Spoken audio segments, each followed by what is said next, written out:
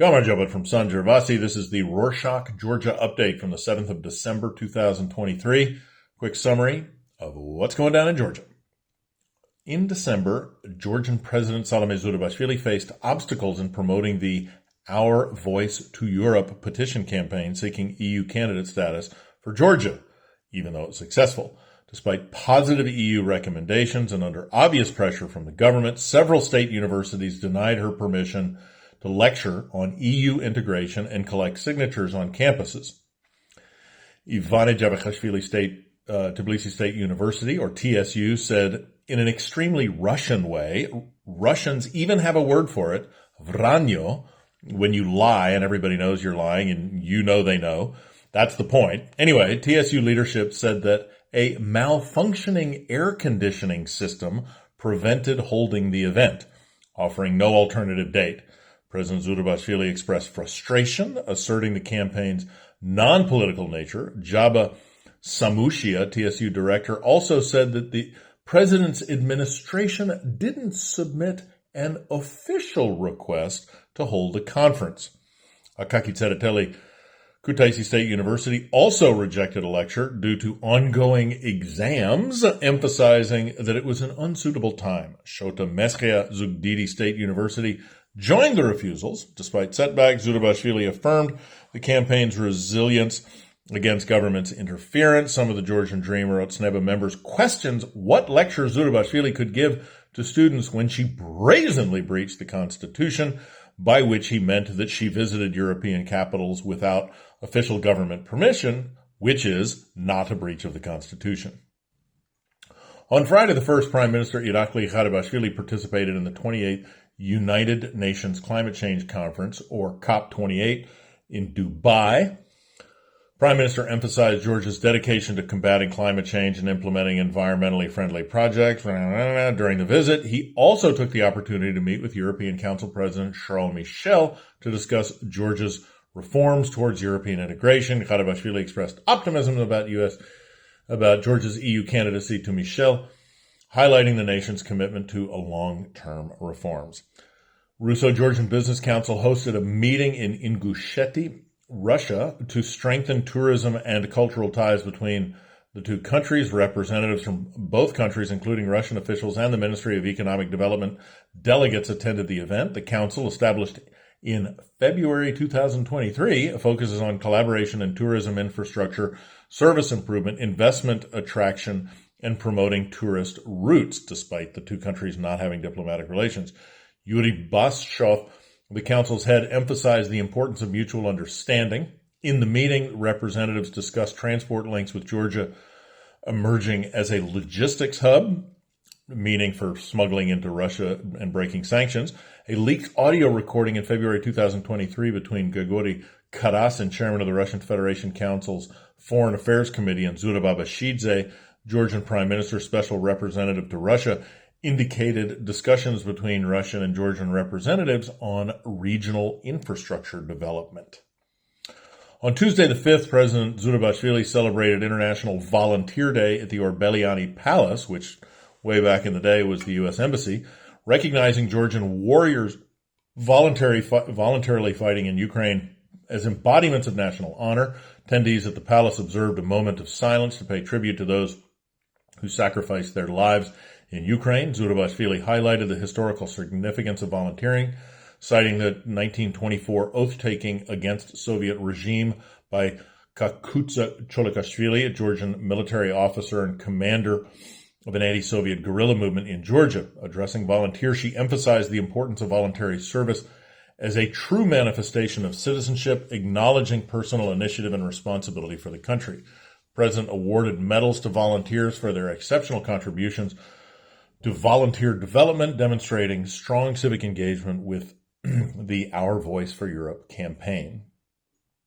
On Tuesday the 5th, Radio Liberty, international media outlet, published an article saying that Russian activist Rafael Shepelev, missing in Georgia since mid-October, had been located in a pretrial detention center in Nizhny Tagil in Russia. He faces terrorism charges linked to his involvement in the Art Podgotkova movement labeled extremist and banned in 2017.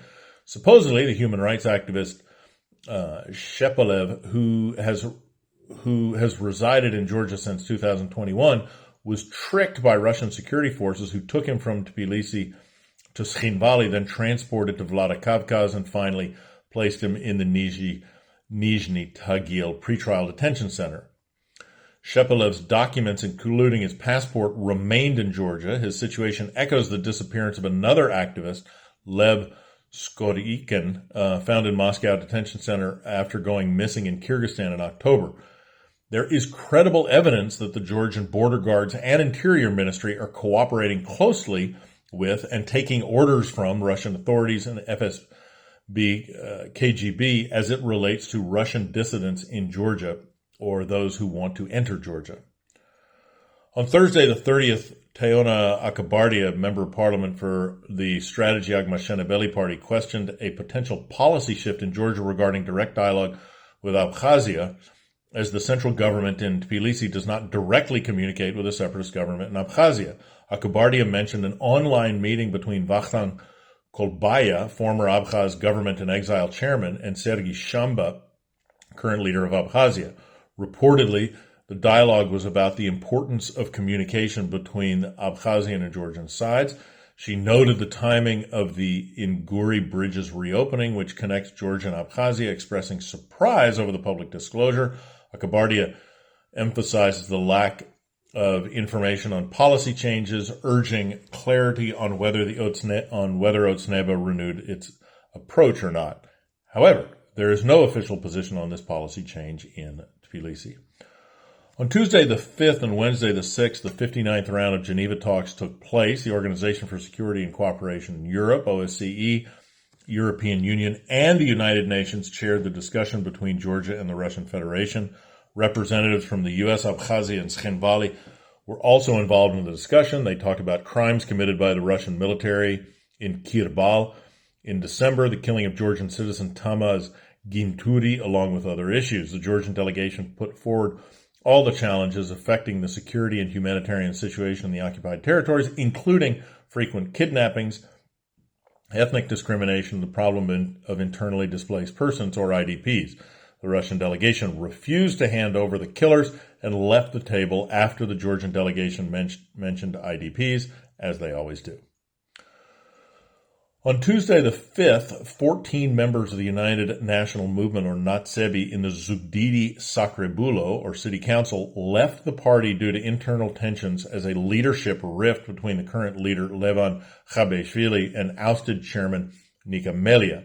Dissatisfied with the party's direction, they announced their intention to form a new platform emphasizing their commitment to democratic values and the release of former President Misha Saakashvili from prison. This development followed the Monday the 4th departure of members from Natsebi's Batumi office aligned with Melia. Recall that the Natsebi have been in turmoil since Garibashvili defeated Melia, with a little bit of help from some organizers from the past government, in leadership elections, triggering internal divisions and accusations of interference. On Tuesday the 5th, the Enterprise Georgia agency presented its Invest in Georgia report, showcasing what it calls successful outcomes exceeding their 2020 targets. Invest in Georgia is part of a larger organization called Enterprise Georgia, government economic development agency that operates under the Ministry of Economy and Sustainable Development.